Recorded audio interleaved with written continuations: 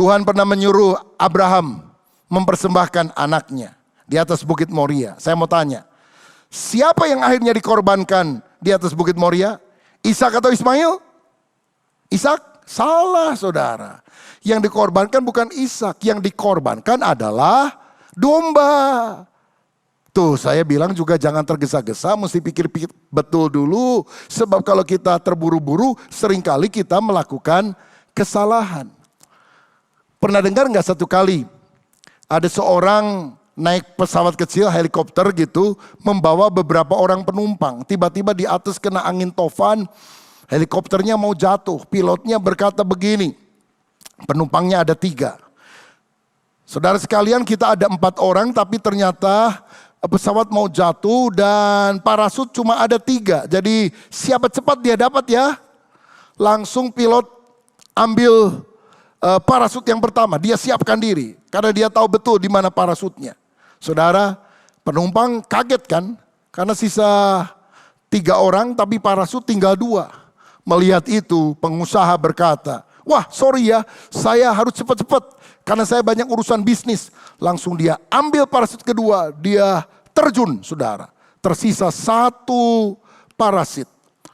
Padahal masih ada 2 orang. Pendeta yang sudah tua dan pramuka yang masih muda. Dan pendeta tua itu berkata, anak muda ambillah parasut yang terakhir, terjunlah ke bawah, jumpai bapakmu di bawah, aku ketemu bapakku yang di sorga saja. Tapi anak muda ini berkata, tenang Pak Pendeta, kita berdua akan selamat. Karena yang diambil tadi oleh pengusaha itu salah, terlalu terburu-buru dia. Dia bukan ambil parasut Pak, dia ambil ransel pramuka saya. Dia terjun bebas ke bawah. Saudara, betapa kita harus memiliki hati yang berjaga-jaga supaya tidak gampang terburu-buru nafsu. Sebab kita akan mengalami kesalahan. Nah, saya yakin kalau kita ingin menerima janji berkat Tuhan yang Dia siapkan, kita harus punya iman. Tapi selain iman ada satu unsur yang Alkitab katakan, yaitu kesabaran.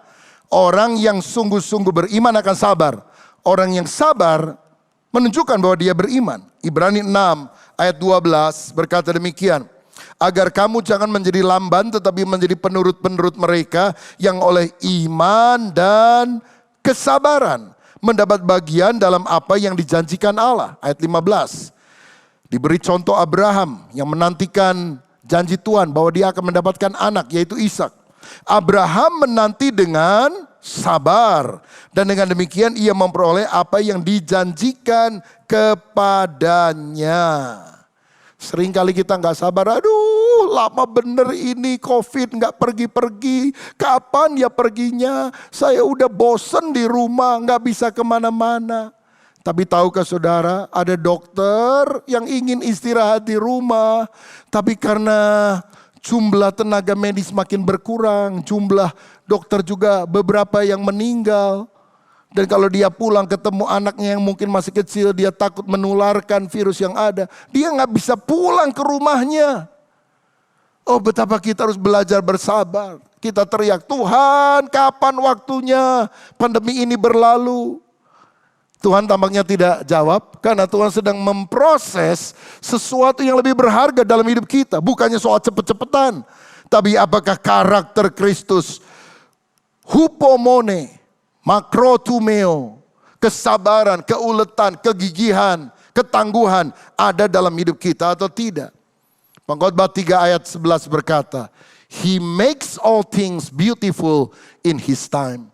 Dia membuat segala sesuatu indah pada waktunya. Tuhan tidak pernah tergesa-gesa karena sebetulnya Dia sedang memproses kita untuk menjadi lengkap, utuh, tak kekurangan suatu apapun. Seperti ibu kalau melahirkan anak kan harus mengandung dulu 9 bulan lebih. Ada ibu yang gak sabar, aduh Tuhan 9 bulan kelamaan, udah 9 hari saja. Atau udah 3 bulan saja, minta dioperasi sesar. Keluar bayinya, mati saudara sekalian. Ada proses. Waktu kita bersabar bukan berarti sesuatu tidak sedang terjadi. Sesuatu yang senyap, sedang terjadi, sedang diolah. Dan salah satu yang sedang diolah adalah karakter kita. supaya kita memiliki ketangguhan, kesabaran di dalam segala perkara.